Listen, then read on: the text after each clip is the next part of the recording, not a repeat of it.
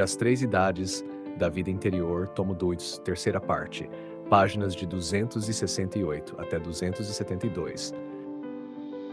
Querido ouvinte, nesse capítulo queremos contemplar uma das mais sublimes vocações que ainda na Terra podem ser concedidas às almas pela vida da graça.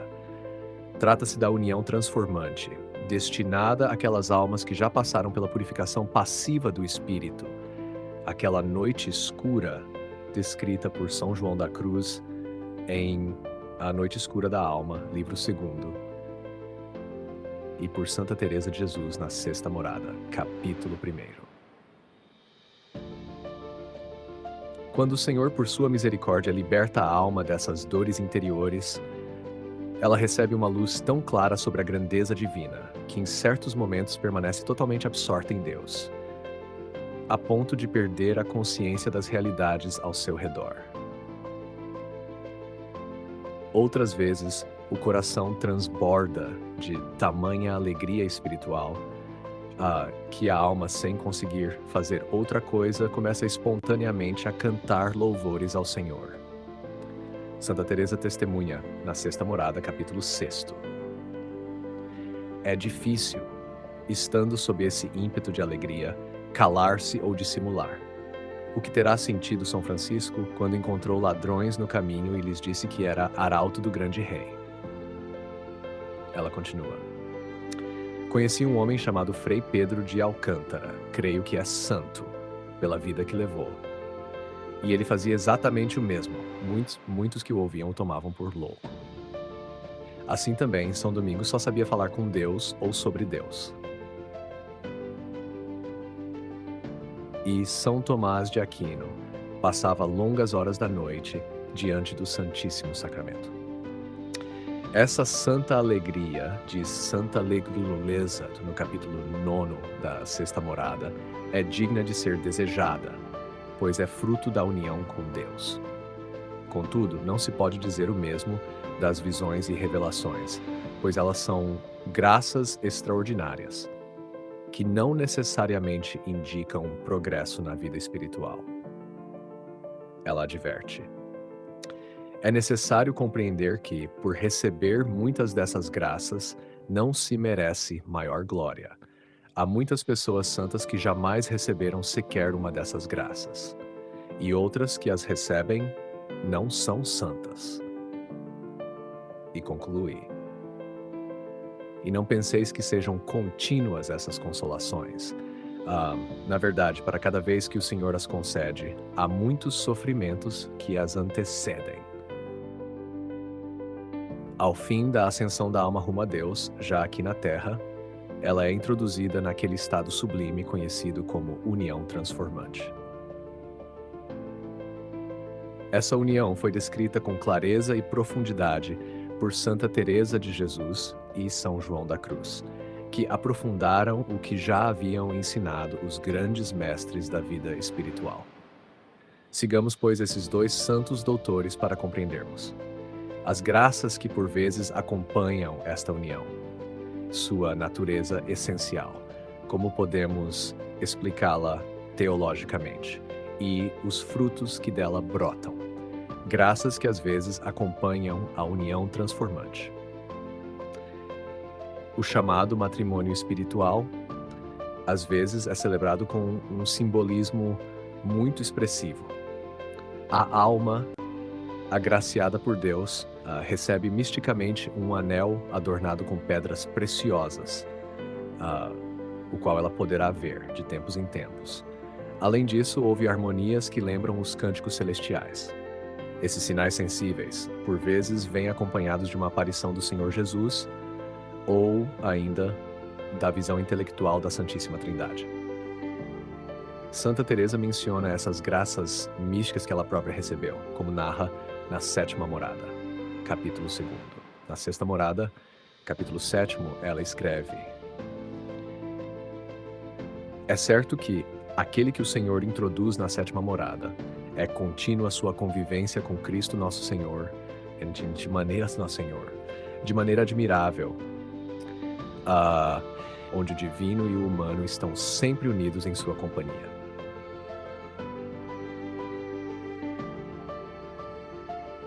A visão intelectual da Santíssima Trindade.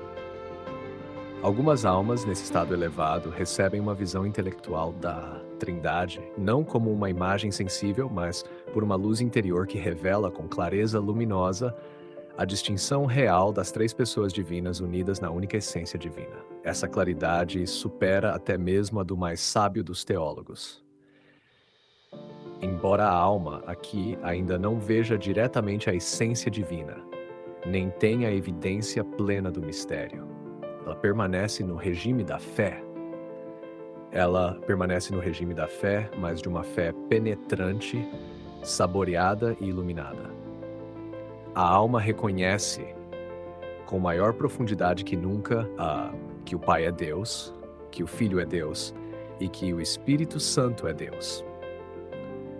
Mas compreende também com clareza que o Pai não é o Filho e que nenhum dos dois é o Espírito Santo. Contempla ainda que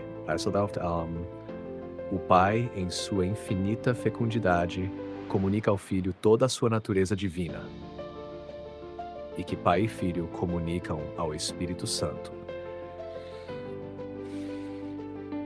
a difusão plena da bondade divina na mais íntima comunhão de amor.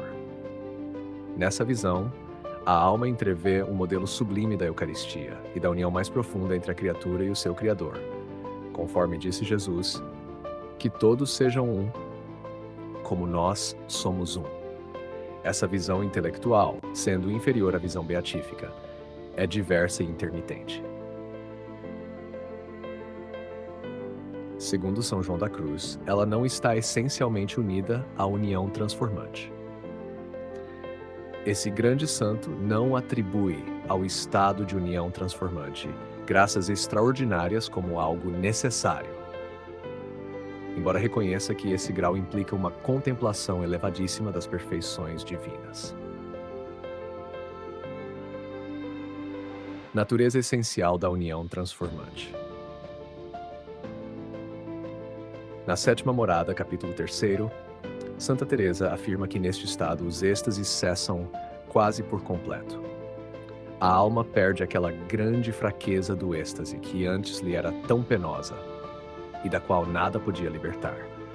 Talvez porque agora o Senhor a fez forte e ela pode agir por si mesma. Assim, vai organizar-se de modo quase contínuo. Assim, a união com Deus passa a realizar-se de modo quase contínuo. Podemos imaginar que a Santíssima Virgem Maria viveu permanentemente nesse estado, e conta-se que Santa Hildegarda nunca conheceu a fraqueza do êxtase. Segundo o ensinamento de São João da Cruz, não se deve considerar como milagroso aquilo que constitui a essência desse estado elevado. O santo afirma que se trata do estado perfeito da vida espiritual. Na Terra, esse estado representa o ponto culminante do desenvolvimento da vida da graça e do amor de Deus. É a união mais íntima da alma com a Santíssima Trindade, que habita em toda a alma em estado de graça. Presença trinitária no centro da alma. Nesse estado, as faculdades superiores da alma são atraídas para o centro mais profundo do seu ser, onde habita a Santíssima Trindade. Enquanto permanece adornada por essa graça, a alma não pode duvidar da presença das divinas pessoas em seu interior, e raramente se vê privada dessa companhia celestial. Santa Teresa comenta na Sétima Morada, capítulo 2º. Isso se compreende melhor pelos efeitos, pois se percebe claramente por íntimos impulsos que é Deus quem dá vida à nossa alma. Imagens místicas da união profunda com Deus. Na primeira canção da obra Chama de Amor Viva, São João da Cruz nos oferece imagens sublimes para expressar essa união transformante. Quando a pedra atinge o centro da Terra e já não possui mais força ou inclinação para mover-se, então diremos que ela repousa no mais profundo do seu centro. E continua: o centro da alma é Deus. E quando, e quando a alma chega até ele, segundo toda a capacidade do seu ser, força, operação e inclinação, então alcança o seu centro mais profundo em Deus. Isso se realiza quando ela entende, ama e goza a Deus com todas as suas forças. E se ainda não chegou a esse ponto, então, mesmo estando em Deus, não está no mais profundo de Deus. Mas se chega até o último grau, então o amor de Deus atinge o centro mais íntimo da alma, transformando-a e iluminando-a segundo toda a sua potência e capacidade. Ela se torna então como um cristal puro e límpido, invadido pela luz, a ponto de parecer inteiramente luz, sem que se possa distinguir o cristal da própria luz.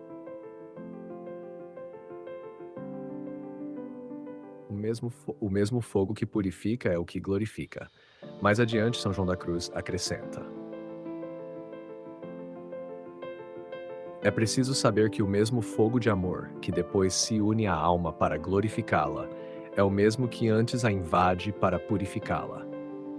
Assim como o fogo que penetra a madeira, primeiro a consome, secando e despojando-a de seus acidentes, até poder entrar nela e transformá-la em si mesmo. Portanto, mesmo sendo ainda madeira, ela se torna madeira incandescente, que já tomou as propriedades do fogo.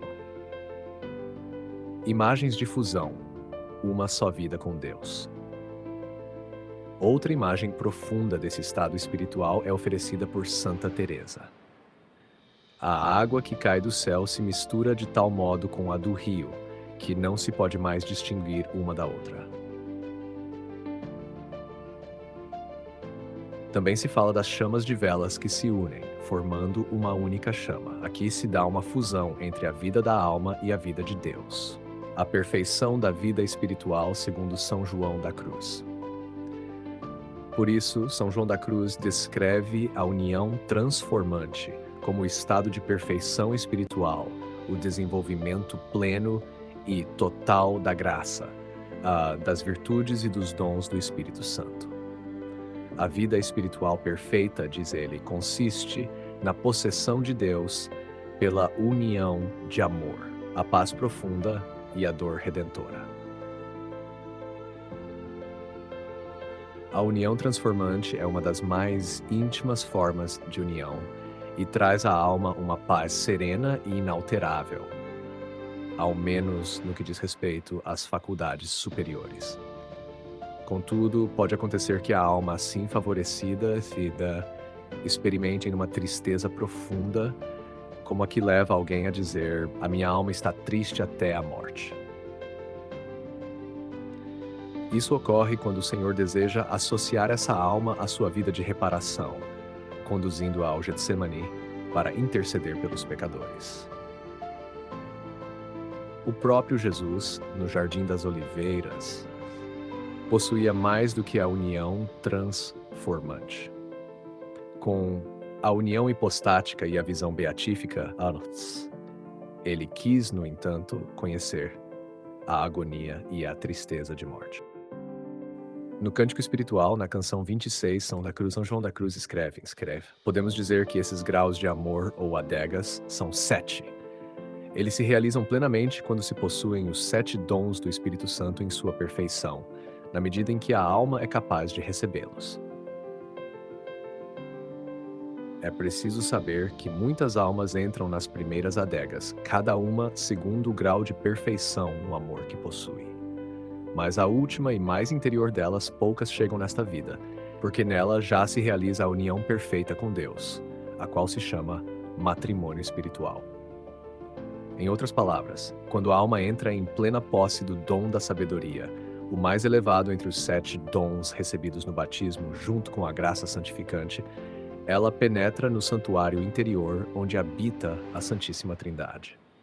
E então, a união com Deus deixa de ser apenas habitual, tornando-se atual e, de certo modo, transformante. Apesar da distância infinita entre o Criador e a criatura, essa união é como um conhecimento quase experimental, marcado por um amor profundíssimo e íntimo.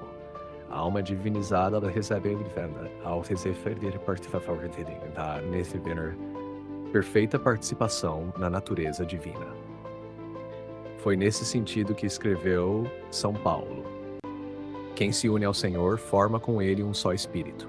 Primeira carta aos Coríntios, capítulo 6, versículo 17. Essa união é chamada transformante, porque a alma, embora conserve sua natureza criada, recebe um imenso aumento da graça santificante e da caridade. E porque é próprio do amor ardente transformar-nos moralmente na pessoa amada, fazendo dela um outro eu, um alter ego, para quem desejamos, como para nós mesmos, todos os bens que lhe convêm. Quando essa pessoa é divina, os santos desejam que ela reine nas profundezas de suas almas e seja mais íntima a eles do que o ar que respiram ou o sangue que corre em suas veias. A explicação teológica desse estado é dada pelo próprio São João da Cruz e se resume num princípio que ele apresenta na subida do Monte Carmelo, livro 1, capítulo 27. Pausa. Quanto mais pura e desapegada estiver a alma em sua fé viva e perfeita, mais caridade ela possui, infundida por Deus. E quanto mais elevada for essa caridade, mais o Espírito Santo a ilumina e comunica seus dons. A caridade é, portanto, causa e meio de tal comunicação. No Cântico Espiritual, canção 30, ele reafirma esse princípio. São Tomás de Aquino também ensina que os 7 dons do Espírito Santo estão unidos à caridade, e com ela se desenvolvem como os membros de um organismo vivo ou como os 5 dedos de uma mesma mão. Na união transformante há muitos graus. São João da Cruz afirma na estrofe 14 do Cântico Espiritual que na fase dos desposórios espirituais a alma desfruta de forma passageira da união perfeita, enquanto no matrimônio espiritual essa união é contínua. Segundo Santa Teresa de Jesus, em seu livro Vida, capítulo 8, a união fruída nos desposórios dura pouco, por vezes apenas meia hora. E, durante esse tempo, a alma tem um conhecimento quase experimental da presença real de Deus em seu interior. No matrimônio espiritual ratificado nesta vida, mas consumado no céu, a união atual de amor com Deus é mais constante. Segundo muitos autores, essa união equivale a uma revelação especial que dá à alma a certeza de que está em estado de graça. Alguns até afirmam que ela recebe a certeza de sua predestinação.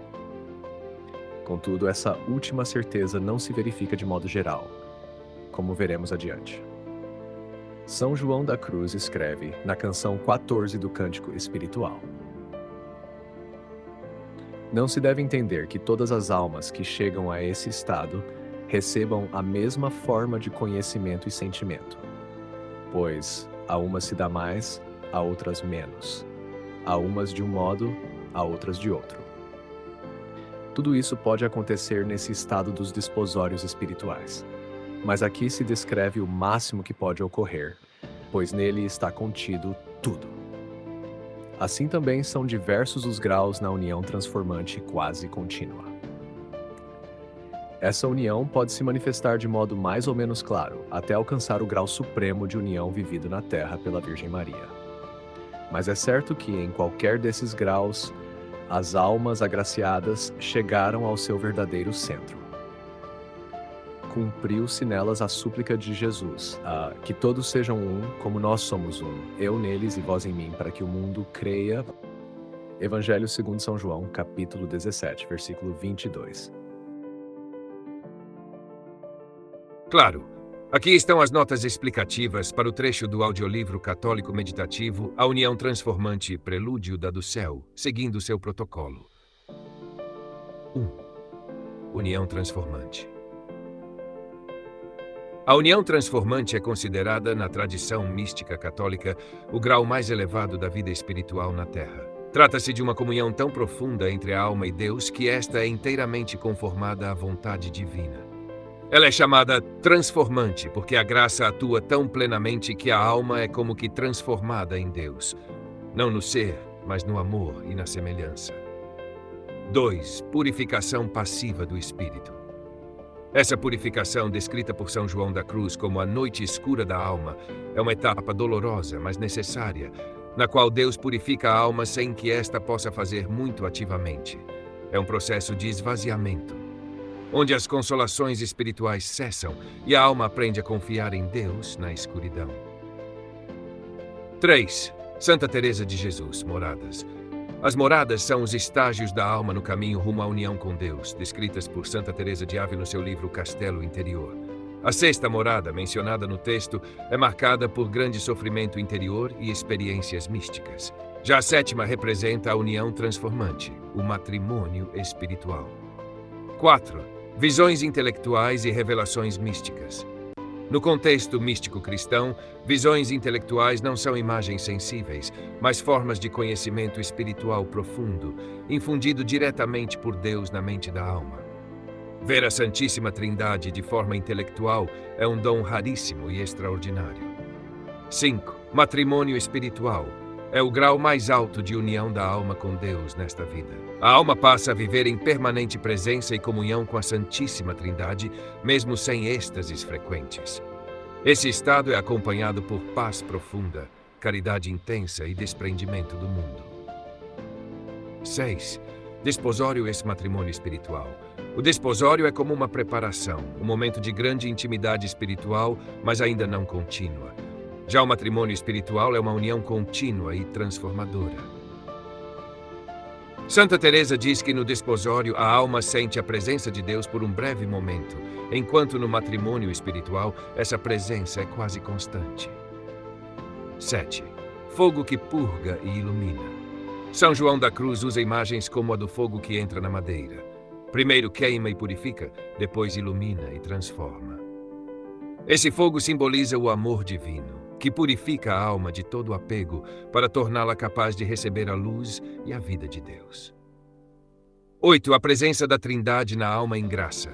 A teologia católica ensina que a Santíssima Trindade habita realmente na alma, que está em estado de graça. Na união transformante, essa presença é experimentada com intensidade e clareza, embora ainda na fé, não pela visão direta, como no céu. 9. Certidão da predestinação. Alguns autores afirmam que, neste grau, Deus concede à alma uma certeza íntima de que está em estado de graça. Mas a certeza da salvação final, predestinação, é um dom mais raro ainda, que Deus pode ou não conceder. 10. Que sejam um como nós somos um. Essa frase de Geste 22 expressa o desejo do Senhor para os seus discípulos, que vivam uma unidade tão profunda com Deus e entre si, que espelhem a própria comunhão da Trindade. A união transformante é a realização desse pedido de Cristo, ainda aqui na Terra. Queridos ouvintes, chegamos ao fim deste audiolivro e quero expressar minha profunda gratidão a todos que permaneceram conosco até aqui. Sua dedicação em acompanhar essa obra é um verdadeiro sinal de busca pela sabedoria e pelo crescimento espiritual. Que o conteúdo ouvido possa nutrir sua alma e fortalecer sua fé. Aproveito para convidá-los a explorar as playlists do canal Caminho Católico, onde vocês encontrarão outros tesouros espirituais. São obras que podem acompanhar e iluminar sua jornada, como Castelo Interior de Santa Teresa de Jesus, Confissões de Santo Agostinho, Palavras Bíblicas com o Evangelho comentado por grandes eclesiásticos, Filoteia de São Francisco de Sales, Tratado da Verdadeira Devoção à Santíssima Virgem de São Luís Maria de Montfort, A Imitação de Cristo de Tomás de Kempis e As Três Idades da Vida Interior do Padre Garrigou Lagrange. Cada uma dessas obras oferece um caminho profundo de reflexão e conversão, e espero que possam encontrar nelas a mesma riqueza espiritual que proporcionaram a tantas gerações. Nosso canal está sempre aberto para quem deseja aprender e crescer na fé. Continue nos acompanhando e compartilhando essa jornada espiritual. Mais uma vez, obrigado por sua presença e que Deus abençoe a todos.